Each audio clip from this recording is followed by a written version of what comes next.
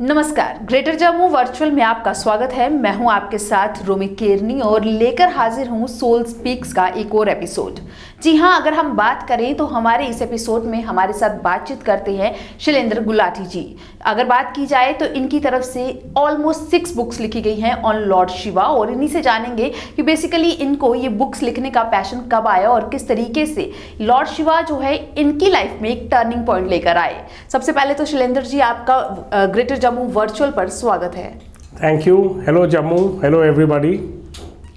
जिस तरीके से मैंने बात की कि आपने ऑलमोस्ट 6 बुक्स लिखी हैं लॉर्ड शिवा पर और अलग अलग उनके टॉपिक्स जो है आपने कवर किए हैं, किस तरीके से आपको ये बुक्स लिखने का आइडिया आया है, देन ये किस तरीके से आपकी लाइफ का एक टर्निंग पॉइंट बने? I have written 6 books, they are all about Lord Shiva. एक बुक है जो वो एक डायरी के जैसे है, राइट, कि my dialogue with lord Shiva when I was looking for him in my mind. एक जो है वो पोइट्री है, शिवा पोइट्री, जैसे हम भजन गाते हैं या प्रेज गाते हैं किसी की। एक ट्रिलॉजी है जिसमें से 2 लिखी गई हैं, that is called Shiva the ultimate time traveller. That is the story of Shiva from the Puranas, the traditional story, and how I perceive it today. So that is the story of Shiva with Sati, and then Shiva with Parvati, right. And then when he is in Kailash with his ganas. And then there is a smaller book called And Life Said. That is of very short sayings. कभी हमारे पास इतना time नहीं होता कि हम लंबे लंबे passages पढ़ें. Right. So that is very short sayings. And the last book is one called Naam Roop, a tribute to the divine. That book is not only to Lord Shiva, it is to Baba Nanak ji, to Kabir ji, to Jesus, and to Brahma ji, Saraswati. It's a book of poems again, 34 poems. रुचि मेरी शिव जी में बहुत देर से है। It's a very long story. I have always been fond of God. And जहाँ हम रहते हैं जम्मू, इसमें शिव जी के इतने स्थान हैं, बिल्कुल, और जहाँ देखो वहाँ शिव जी मिल जाते हैं। बिल्कुल। हमारे कंपनीज़ के नाम शिव जी पे हैं, हमारे कैलेंडर्स पे शिव जी हैं, हमारे पास इतने सारे मंदिर हैं और बड़ी बड़ी गुफाएं हैं। वी हैव अमरनाथ जी बिल्कुल, जम्मू में पीर खो की आप बात कर सकते हैं। We have Peer Kho, we have Buddha Amarnath ji, we have beautiful temples. Ranbireshwar मंदिर है हमारे पास, आप शंभू हैं। सो अल्टीमेटली कहीं ना कहीं आदमी प्रभावित होता ही है। And I became very fond of Lord Shiva, and not to forget that we live in the Shivaliks, right, at the feet of the Shivaliks. So I was very fond of Shiv ji. तो मेरे को उनकी appearance बहुत अच्छी लगती थी। right. You know, लंबे लंबे बाल, कानों में नंतियाँ, डांस कर लेना, एबल बॉडीड, अपने दोस्तों के संग रहना। So that attracted me, and that is how I started writing on Shiva. Okay, अगर बात की जाए तो जैसे हमने बात की कि हमारा शहर जो है जम्मू, वैसे तो सिटी ऑफ टेम्पल्स कहा जाता है। यहाँ पर अगर लॉर्ड शिवा की बात की जाए तो मंदिर जो है जगह जगह पर मिलेंगे और लोग मानते हैं, भगवान की पूजा करते हैं। तो भगवान शिव पर ही आज बात करते हैं। बेसिकली आपसे जानना चाहूँगी कि who is Lord Shiva, basically है क्या वो, क्योंकि ये एक बड़ा सवाल है। लोग अलग अलग तरीके से देखते हैं इस चीज़ को, तो आपका क्या कहना है इस पर? देखिए, there is a prayer to Shiva called Shiv Mahim Stotram, which was written by one of his ganas called Pushpdant. और उसमें उन्होंने कहीं लिखा है कि अगर सरस्वती माँ जो कि ज्ञान की देवी हैं जी, वो और ब्रह्मा जी जिन्होंने सृष्टि बनाई है, वह बैठकर शिव जी की गाथा लिखना शुरू कर दें कि शिव जी कौन है, तो सारा समुद्र अगर वो इंक बना लें जी, और सारी उम्र लगे रहें तो भी वो एक पूरा पन्ना नहीं लिख पाएंगे। So it is a very big question who is Shiva, but I will attempt to answer from the point of view of a bhakt, which you are asking also. Right. So when we say who is God Shiva, we are all familiar with Shiv ji in the roop that I just describe briefly, जिनके लंबे लंबे जट हैं, जो चंद्रमा पहनते हैं, जो डमरू पकड़ते हैं, त्रिशूलधारी हैं, और जिनके गले में भुजगेंद्र हारम सांप होता है, और वो पहाड़ों में रहते हैं। So that is Shiva the yogi, जिनको हम शंकर भी बुलाते हैं बिकॉज वो पार्वती माँ से ब्याह करते हैं। So that is the Shiva which we see in our temples, that is the Shiva which we see on our calendars, that is the Shiva which we read about in the Shiv Puran, that is the Shiva जो हमारी दादी माँ, नानी माँ ने हमें बताया था शिव जी की कथाएँ। तो दैट इन इंग्लिश वी से that's a personal God. Personal means one you can see with the form, जो दिख रहे हैं कि मैं, ये मेरे इष्ट हैं और मैं इनकी आराधना करता हूँ. But Shiva is also transcendent. Right. वो सिर्फ इस सृष्टि में एक रूप के साथ नहीं आते हैं. In fact lot of people say that Shiva never comes, he does not have a body. That is again a debatable thing. But it is true that before the whole universe was created, Shiva existed even then. Okay. And he existed as the transcendent. Transcendent आप समझते हैं, जो परे है बिल्कुल, जो किसी भी ऑब्जेक्ट से, ये टेबल है, ये ऐनक है, ये मैंने शर्ट पहन रखी है, जिनका कोई रूप नहीं कह सकते, कोई रूप नहीं है, जो इन सारी चीज़ों से परे हैं. Before any object was created, but before the objects were created, something was there, and that something was God, and that something, the Shaivites say, was Shiva. Now what was the form of the formless? The form of the formless was that it is pure energy. Now Shiv is never alone, he is always with Shakti. पर सृष्टि के बनने से पहले वो शिव और शक्ति ऐसे जुड़े होते हैं कि उनमें कोई अंतर नहीं होता. So there is a term for that called anutar, मतलब they are in deep repose. So there is this consciousness. एक चैतन्य है जो अपने बारे में अवेयर है और उसमें भरपूर है शक्ति से, और वो चैतन्य कई हजारों वर्ष रह सकता है. We don't know, because time भी नहीं बना होता, सृष्टि भी नहीं बनी होती, टाइम भी नहीं बना होता, घड़ियों तो दूर की बात है. Anyway, so that is surveying itself, and for a long time it realizes that I am the only consciousness, I am the only thingness that there is in the world. And yet I am no thingness. Think कोई बनी नहीं, but अगर कोई thing है वो मैं हूँ. फिर वो सोचता है कि मैं अकेला हूँ. एक शिव है और कुछ भी नहीं है, सृष्टि भी नहीं है. There is no Jammu, there is no Delhi, there is no London, there is nothing. पृथ्वी नहीं है. So वो सोचते हैं क्यों ना मैं 1 से 2 बन जाऊँ, 2 से 4, 4 से 8, क्यों ना मैं एक परिवार बना लूँ, एक सृष्टि बनाऊं. और किस लिए? ताकि मैं प्यार कर सकूं किसी को. See, to love you need an object. And so that transcendent God is also Shiva, and he decides to deliver a universe through his Shakti, जिसको हम जगदम्बे कहते हैं. And therefore from a transcendent God he becomes a personal God. जब वो एक सृष्टि बना देते हैं, जैसे एक प्ले बन जाता है, एक फिल्म की कास्टिंग कर देते हैं, तो फिर वो उसमें एंट्री भी लेते हैं. The director takes a role in his own play. That is Shiva the yogi. Right.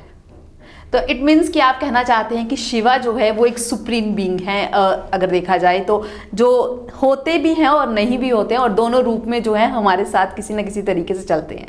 Yes, and that's very interesting. You know, in modern physics, in quantum physics, they feel that now the smallest particle, which is, let us say, an electron, is neither a particle nor a wave. Sometimes it is one particle, sometimes it's a wave. तो स्वामी विवेकानंद उसे कहते थे वेविकल. शिव जी वही हैं, उनका आकार भी है और वो निराकार भी हैं, जो उनकी मर्जी. ही is a supreme being, so he can do anything that he wants.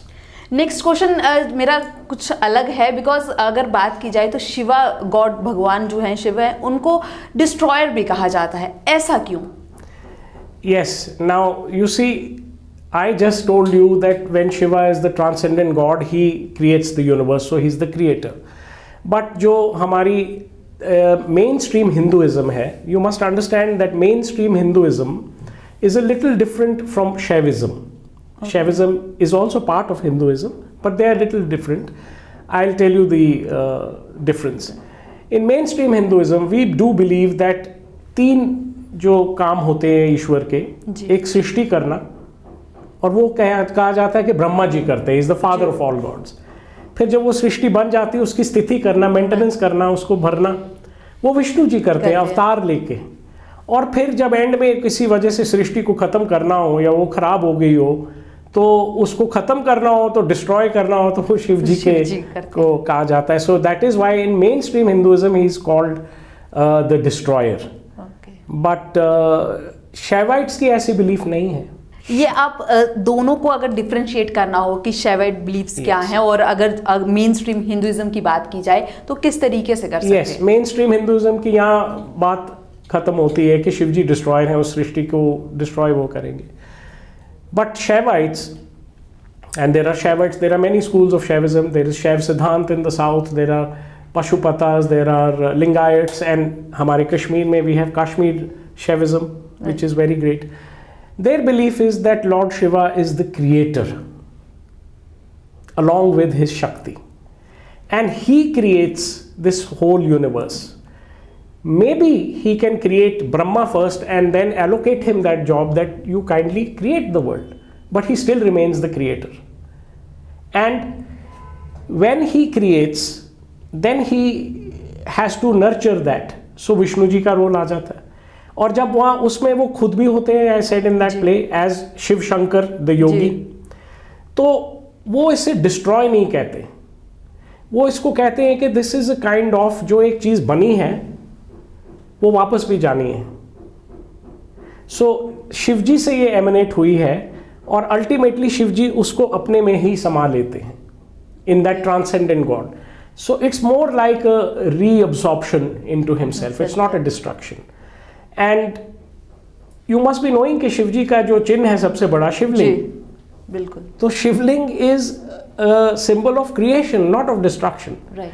So the Shaivites believe that Shiva creates through Brahma, Shiva sustains through Vishnu, and Shiva reabsorbs into himself. So it is not a destruction. At the world level, it is not a destruction. It is going back into the pure energy. Right. तो it means कि दोनों beliefs में जो है difference है, और जिस तरीके से आपने बताया कि एक तरफ जो है जो हिंदुइज्म है, जो मेन स्ट्रीम हिंदुइज्म है, उसमें जो है बताया जाता है कि भगवान शिव जो है वो डिस्ट्रॉयर हैं, वो उनका काम है कि खत्म करना चीज़ों को, जो कुछ जब कहते हैं ना कि धरती पर पाप बढ़ जाएंगे तो कुछ खत्म कर दिया जाएगा. और दूसरी तरफ जो है अगर शैवेट्स की बात की जाए तो उनका बिलीफ ये है कि भगवान जो है वो जो चीज़ें खुद उनकी तरफ से बनाई गई हैं उसी को खुद में एब्जॉर्ब करते हैं. Yes, so he is a reabsorber, and instead of a destroyer, he is like a rectifier. You know, there's a difference. Reabsorption gives one more scope, you see. जैसे हमारे ज़माने में, पुराने ज़माने में फ्रिजेज आती थी जो, उनमें बर्फ़ जम जाती थी तो एक डीफ्रॉस्ट बटन होता था रेड रंग का, मुझे याद है. अब तो बड़ी हाई टेक फ्रिजेज हैं. सो जब वो बर्फ़ जम जाती थी तो या आप तो सारी फ्रिज स्विच ऑफ कर दें, या आप सिर्फ वो डीफ्रॉस्ट बटन दबा दें. तो उससे ऐसे होता था कि जो फ्रोजन जोन्स थी वो ठीक हो जाती थी. So when Shiva is the reabsorber, suppose that he can take certain objects back into his own energy, then he does not have to do it with everything. तो ये ज़रूरी नहीं कि वो तीसरी आंख खोलेंगे और सबको भस्म कर देंगे, या तांडव शुरू कर देंगे और सारी सृष्टि का नाश कर देंगे. वो रीअब्सॉर्ब करते हैं मैटर को एनर्जी में. This is he is a big scientist, this is physics, right. So from energy he creates matter, and then he has the ability to reabsorb some of the matter into pure energy. So it is his choice. Maybe he will not reabsorb the entire world. प्रलय करने की ज़रूरत नहीं है, महाप्रलय करने की ज़रूरत नहीं है. कुछ segments को वो reabsorb कर सकते. So there is a lot of difference between that and destruction. So I think of him as the creator. Okay. एक और सवाल है मेरा कि टीचिंग्स, क्योंकि अगर हम देखें तो टीचिंग्स भी जो है ज़रूरी हैं. भगवान के साथ मुझे लगता है कि कुछ सीखने को भी मिलता है. तो क्या टीचिंग्स रहती हैं, किस तरीके से, अगर शैवेट्स बिलीफ की बात की जाए तो उनकी क्या टीचिंग्स रहती हैं, और जो मेन स्ट्रीम हिंदुइज्म है उनकी क्या टीचिंग्स रहती हैं? This is a very nice question और point that you said, Romi. You see, जैसे हमें बताया जाता है कि हम ईश्वर के बंदे हैं और हमारा काम है वर्शिप करना, प्रेयर करना, अच्छे बनना, भगवान को याद करना, अल्लाह मियाँ को याद करना, वाहिगुरु को अपने मतलब हमेशा समझना कि वो ही सुप्रीम है, उनके कहने पे चलना. तो ईश्वर की भी तो एक ड्यूटी बनती है, right. When you send a child to a school, the teacher teaches that this is what is expected from you in mathematics, this is what is expected from you in ABC and so on. So specially for Shiv ji, आपने देखा होगा कि हमारे जो God's हैं उनमें शिव जी ही हैं जो मोस्टली ध्यान में होते हैं. टेक्निकल गॉड है, कुछ चिंतन में होते हैं ऑल द टाइम, और वो इसी चीज़ के चिंतन कर रहे होते हैं जो आपने अभी बोला. He is always thinking what godness should the world be taught, and what way of life should they be taught, and most importantly the godness within them. It is not that Shivji is God और हम बंदे हैं, ऐसा ही रहेगा. वो तो कहते हैं कि आप सब मुझसे आए हो तो आप मेरा ही अंग हो, you are from the same Shiv tattva, so you must learn these things for yourself. अंतर्यामी को जानो पहले जो अंदर हैं, ध्यान लगाओ, समाधि लगाओ। And so Shiva is the God who is always teaching very high spirituality.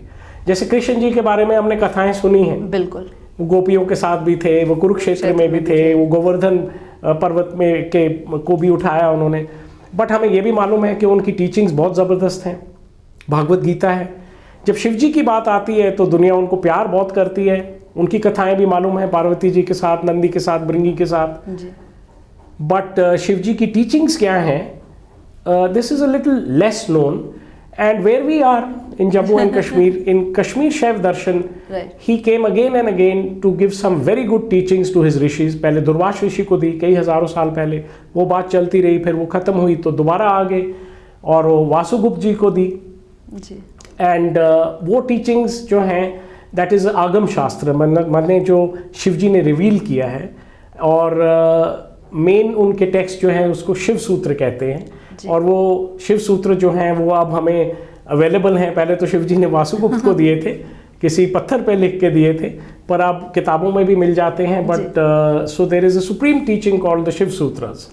So he keeps teaching these things to his srishti, and the Shiv Sutras are how to get back into your Shivness. Okay, thank you so much हमें ये सब जानकारी देने के लिए और बताने के लिए हमारे व्यूवर्स को कि बेसिकली लॉर्ड शिव है क्या, उनके बारे में बताया और क्या क्या बिलीव्स जो हैं वो लोगों के हैं। अगर बात की जाए हिंदुइज्म के क्या बिलीव्स हैं, शैविट्स के क्या बिलीव्स हैं, उस पर हमने बातचीत की। तो आज के एपिसोड में बस इतना ही। नेक्स्ट एपिसोड के लिए आप बने और उसमें हम बात करेंगे टीचिंग्स पर और किस तरीके से भगवान शिव जो हैं उनकी जो टीचिंग्स हैं उनका क्या इम्पैक्ट रहता है हमारी लाइफ पर। थैंक यू सो मच शैल जी हमारे साथ बनने के लिए इस एपिसोड में। और व्यूवर्स आप भी हमारे साथ बने रहें और साथ ही साथ हमारे चैनल को सब्सक्राइब करना ना भूलें। लाइक कीजिए, कमेंट कीजिए और शेयर भी कीजिए।